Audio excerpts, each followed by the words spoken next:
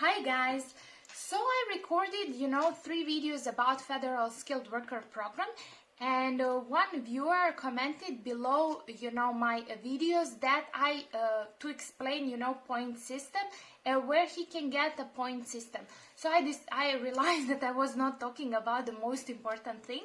So I decided to record, another video, and hopefully this will answer all your questions regarding Federal Skilled Worker Program. If there are any other things that I missed talking about Federal Skilled Worker Program, write down in the comment below. Before I start, I would kindly ask you to like, share and subscribe to my YouTube channel because it means a lot, and you can vote later on, which topics you want me to record about. And don't forget to follow me on stepup_Canada. That's my Instagram page. I'm really active there. I post every day, few times during the day. And you can find out news, that I do not record videos about. Okay, so if you watched my Federal Skilled Worker Program, there are 6 selection factors, and those are, I'm just going to read their order: age, education, work experience, whether you have a valid job offer, English and the French language, and finally adaptability. And then you have to have at least 67 points in order to pass. 100 is a maximum, okay? So we are going to start, from language test. Language tests carry 28 points. This is the maximum number of points you can get. 24 you can get on a first language and 4 you can get on a second. So if English is your first, you can get 24 maximum, and then you can get 4 knowing French. So for English test, you need to have CLB 7 minimum in order to be eligible for this program. So let me tell you how it's calculated. Look at this table, so you know CLB 7 what it converts to IELTS General, because lots of you are taking IELTS General, so this is a good thing to know. So let's see, if you have first official language, you have CLB level 9 or higher. So this 9 or higher, speaking speaking is 6, listening 6, reading 6, writing 6. So then you can get 6 times 4 is 24 points. That's only if you have CLB level 9 or higher. CLB level 8, 5, okay, that's 5 for speaking, 5 for listening, 5 for reading, 5 for writing. Then you will get 20 points in this system. CLB level 7, 444, you will get 16. So if you have a minimum they're requiring, you are getting 16 out of 28 that you can get maximally. So second official language, maximum 4 points. You can get 4 points only if you have a score of at least CLB 5 in each of the 4 language abilities. At least CLB 5 in all of the 4 abilities, points 4. Okay, so I will post this table right here, and also you will have a link in the description box below, so you can check, you can check it by yourself. Education, so maximum number of points on education is 25 points. So imagine you get 28 above, and this 25, that's already, 53 points, and you will still need 14 points to be eligible, right? So let's see education. If you went to school in Canada, you must have a certificate, diploma or degree from Canadian secondary institution, which is a high school, or post-secondary institution, which is a university that can hold a bachelor, master's or PhD degree. If you have a foreign education, you must have, ECA, which is actually Educational Credential Assessment. I spoke extensively about it in my video regarding WEST. So WEST is the organization who will evaluate your degree. So let's say you have a PhD. degree. You are going to evaluate only your PhD degree. You do not have to submit your master's degree, okay? So if they evaluate your PhD degree and they, you know, accept it as a PhD, then you don't have any problems. So let's see. You must include your Canadian credentials or your foreign credential and educational credential assessment report when you apply, okay? So there is how to read your report and calculate your points for education. I will click here. Let's see what they did. Okay, so you can do this comparison table. There is right here a tool, really cool tool. This is why I like Canadian government website. They're trying to, you know, let's say, explain everything, you know, to even a person who doesn't understand these kind of things in a very simple way. So work experience is 15 points. So to get selection factor points, your work experience will count if it was in Canada or abroad, so you can count Canadian experience as well, or abroad while you were studying. So remember, even if you were studying, that counts. And while being self-employed, okay? Finding your national occupational classification, okay, watch my video right here so you can understand this. Okay. Use the experience to find the number of points based on your number of years of experience. Right here, the table will show up. So if you have 1 year, that 1 year of experience, that's 9 points. If you have 2 to 3 years of experience, that's 11 points. 4 to 5 years of experience, that's 13 points. And 6 or more years, that's 15 points. Lots of you, they have at least, you know, 2 years or 3 years of experience, the ones who are writing to me.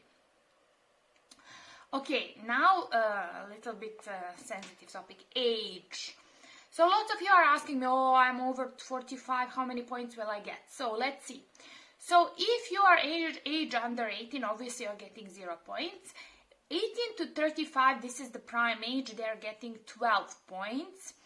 36 years old is getting 11 points, 37 10, 38 9, 38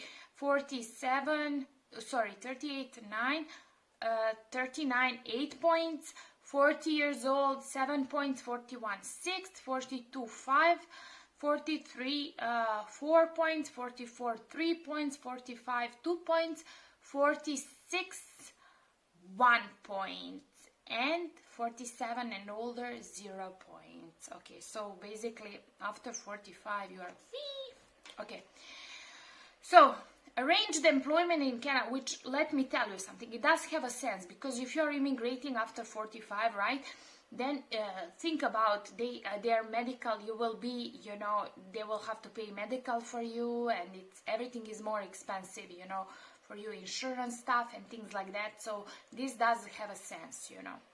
So arranged employment in Canada, maximum 10 points. This is my area of expertise. I'm helping people, you know, fulfill these conditions so they can get, you know, they can get a visa to go to Canada or permanent residency. I always tell people, if you have, you know, a job offer and you are not doing good in other categories, maybe the best solution for you is to enter via temporary foreign worker program, right? Because you will enter there, you know, and it's a work permit, and it's you know, it's temporary work permit, but still you have a more chances of getting a permanent residency once you are there than, you know, just being stuck and waiting, you know, for the express entry or doing IELTS for the 6th time or things like that, you know. So think a little bit outside of the box, you know, sometimes your way is not the best way, you know. So if you can get in the country via temporary foreign worker program, why not try it, you know? So think a little bit about this. So anyway, so what does a valid job offer mean? I already explained this in my video, but now I will just quickly remind you. So you have to have continuous paid full-time work, minimum of 30 hours per week. That's 1,560 hours per year. It cannot be seasonal and for at least at 1 year, and you have to get it in occupation 0, A or B. They have to, know that you are capable of doing the job that is offered to you. That means you need to prove to have the proof of your previous experience, and if the occupation is licensed in Canada, you have to show that you can get the license. So LMIAs and valid job offers. You can get an LMIA. Your employer must do this for you. Remember, LMIA is Labor Market Impact Assessment that Canadian employer has to get to see if he's eligible, whether he will get a positive, negative, or a neutral grade to bring the foreign employee to the country. Employment and Social Development Canada will only confirm valid job offers for occupations listed in skill type 0 or skill level A or B. So Federal Skilled Worker Program is for all of you who are skill category 0, A or B. C and D are not eligible. So if you are nurse aides, truck drivers or things like that, you are not eligible for this program. So stop writing to me about this program. Maybe you are eligible for another, okay? Adaptability. You and your spouse or common law partner who will immigrate with you to Canada can earn points for adaptability. You and your spouse can earn a maximum of 10 points by combining any of the elements below. So they're offering here the elements. I will post the table right here so you can see.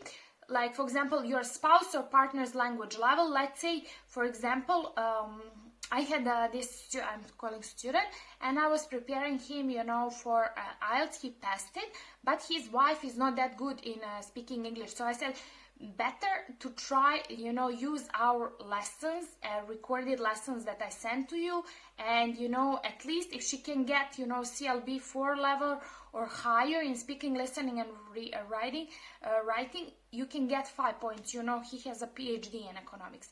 So I hopefully, this is a good way for them, to earn extra points, because he's at the critical age. He wouldn't get so much points on the age. But, if the wife passes IELTS, they can get this extra 5 points. Okay. Your past studies in Canada. So if you do not have past studies in Canada, forget about this. For those of you who have, that's 5 points. Your spouse or partner past studies in Canada, again, they will give you 5 points. For those of you who have never been in Canada, forget about this. And then your past work in Canada, if you ever worked in Canada, that's 10 points. Your spouse or common law partner's past work in Canada, 5 points. So if you are the, who is applying, and you have, a spouse who worked in Canada, that's 5 points. Arranged employment in Canada, it's 5 points. Relatives in Canada. So you or your spouse or common law partner have a relative who is living in Canada, 18 years or older, a Canadian citizen or permanent resident. This relative must be a parent, grandparent, child, grandchild, your or your spouse sibling, your or your spouse aunt or uncle by blood or marriage, your or your spouse niece or nephews, grandchild of you and your spouse parent. So, for example, that student of mine, that I prepare for IELTS, his wife has an aunt in Canada. So, they would get an additional 5 points on that. This is just an example I'm giving to you. So, basically, this was it for this video. I will, I will edit this video and post all these pictures and also the link in the description box below. If there is something I missed, please write down in the comments below, but refrain from asking me specific legal question about your situation. For that, you should not never comment on any videos, because it's a very sensitive information, and you should share it only with your legal advisor, which can be immigration agent or can be immigration attorney. Immigration attorney, they charge a little bit more. So think about this, and don't forget to like, share, and subscribe to my YouTube channel. And also, if you are looking for the job offer in Canada, send me an email to englishconversations26@gmail.com, and I can help you, to fulfill your dream and come to Canada. Bye.